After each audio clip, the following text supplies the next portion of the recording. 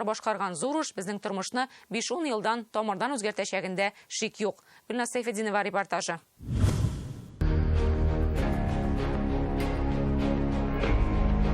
Иң кулачлы, күп көч һәм чыгым таләп итә торган объект М12 тиз йөрешле трассасы һәм аның республика аша узган өлешендә генә түгел, Мәскәүдән башланган юлында иң катлаулы урыны Идел аша салынучы күпер. Күпер бер юлы 2 ярда да торгызыла. Без хәзер сул як ярда басып торабыз. Иң күп эшләр дә нәкъ шушында башкарылган. Бүгенгә биредә күпернең 800 метры җыелган, моның өчен 9 трек куелган. Ә барлыгы күпернең буеннан буена 28 трек куелырга тиеш.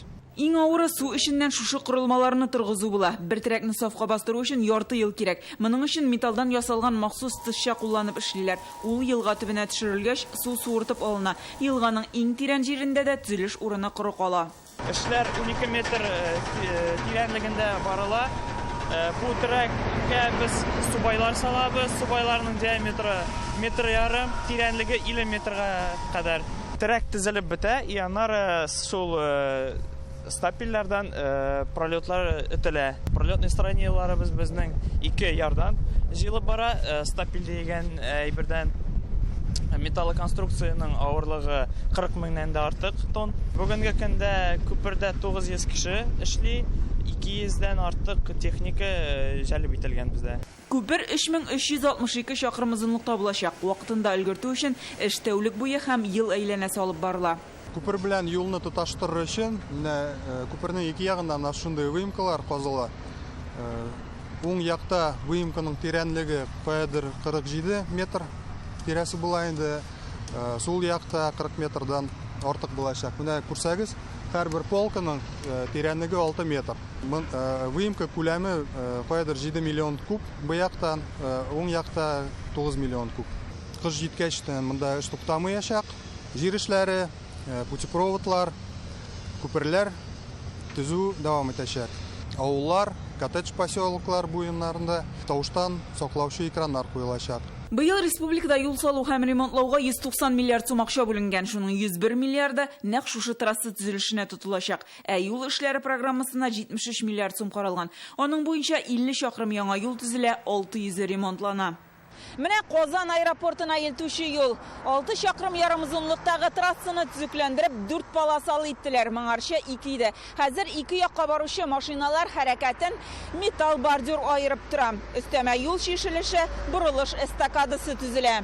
Юлны үзгәрткәч, хәзер моннан тәүлегенә 40 мең машина уза ала. Җәяүлеләр өчен җир астыннан 2 чыгу урыны ясалган. Авыл хуҗалыгы техникасы, трактор, комбайннар өчен дә җир астыннан юл салынган. Авыр транспорт юлдагы хәрәкәтне тоткарламый да, җимерми дә. То пандемия нам работать не дает, то санкции, то, значит, давление внешне. Һәр чак эштә ниндидер каршылыклар очрап тора. Я пандемия, я санкцияләр, я булмаса тышкы басым. Ләкин бернигә дә карамастан, без планлаштырылган эшләрне вакытыннан алда башкарып чыгабыз. Профессиональной, слаженной команде строителей и всех, кто этим занимается вместе с федеральным центром, вместе с регионами. Я хочу поблагодарить руководство страны, нашего президента Владимира Владимировича. Никогда в Татарстане и в стране столько дорог не строилось. И М12, и М7, и Шали-Бавлы, частно-государственное партнерство. Казаннан бу чыгу юлында эшлисе эш әлеменең белән генә бетми. Күзгә ташланып торган проблемалы участок Сакуры аша үтүче юл. Казан-Оренбург трассасы юлында торучы авыл транспорт ташкынын сыйдыра алмый. Сакуры авылын урап узачак юлның проекты әзерләнә, быел дәүләт экспертизасына тапшырырга җыйналар. Кешеләрнең җир участоклары белән туры килмәслек вариант сайланган. Урау юл 6 чакрым озынлыкта булачак. Аның белән бергә 23 чакрымда төп трассада төзекләндереләчәк. Бу эшләр киләсе 5 елга каралган. Казанның Салават күперенә илтә торган юлында быел киңәйттеләр. Монда яшәүчеләр дә бөкеләрдән интекте. Хәзер Осинова урамы 4 полосалы. Постоянные пробки.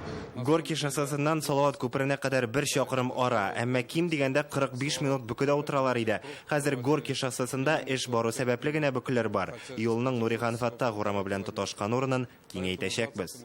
Республикада алып барылган тагын бер кулачлы проект М7 трассасында. Дистә еллар узгач ул зур үзгәреш кичерә. Ярчаллы белән Түбән Каманы урап узачак юлның барлык 3 этабында да эш бара. Беренче Б категориясендәге 4 полосалы автомобиль юлы, 10 күпер, 5 транспорт тишелеше, 11 юл үткәргеч һәм төрле дәрәҗәдә 5 киселешне үз içine ала. Бу урау юл гына түгел, Яршаллыдан Башкортстанга кадәр 4 полосалы юл булачак. Ягъни 2024 елга М7 трассасы тулысынча 4 полосалыга әйләнә. Шәле Баулы юлында эш дәвам итә. Ул инде М7-не М5 белән тоташтырачак. Зур төзелешләрнең тискәре ягы бу эш барышында булган юллар җимерелә. 600 километрдан артык бузыла торган юлларны да ремонтлап чыгарга тиеш. Мин әйтәсе килә, бу юллар шул М12 төзелгән вакытта, М7 обход Нижнекамск шаулы төзелгән вакытта, Шәле Баулы юллары төзелгән вакытта күп кенә муниципаль һәм региональ юллар җимерелеп бара. Без аларны шушы 23-24 елларда юлны төзеп бетергәндә бөтенләй ремонтлап чыгарга тиеш булабыз. Зур проектлардан кала районнарда торак пунктларга вак таш кым җаю, асфальт бетон катламын ремонтлау, фермер хуҗалыкларына юл салу буенча социаль программалар гамәлдә кала, күперләр төзекләндерелә. Байлар сабасы лесхоз юлындагы күпердә быел яңартылды.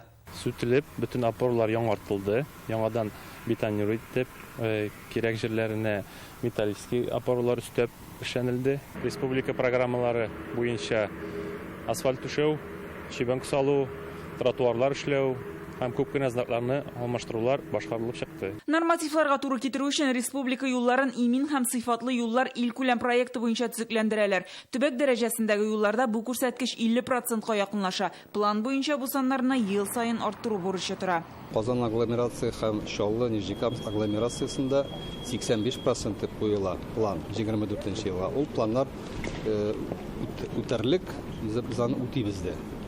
Инде 100%-ка җитәрлек иттереп төзелү өчен әле күп еллар кирәк булыр. Яңа юллар төбәкнең социаль-икътисади үсеше өчен нигез. Республикада зур проектларда, торак пунктларга кагылышлылары да дәвамлы булачак. Гөлназ Сайфетдинова, Алмаз Зыятдинов, Ленар Хуҗи Әхмәтов, Яңа гасыр каналы.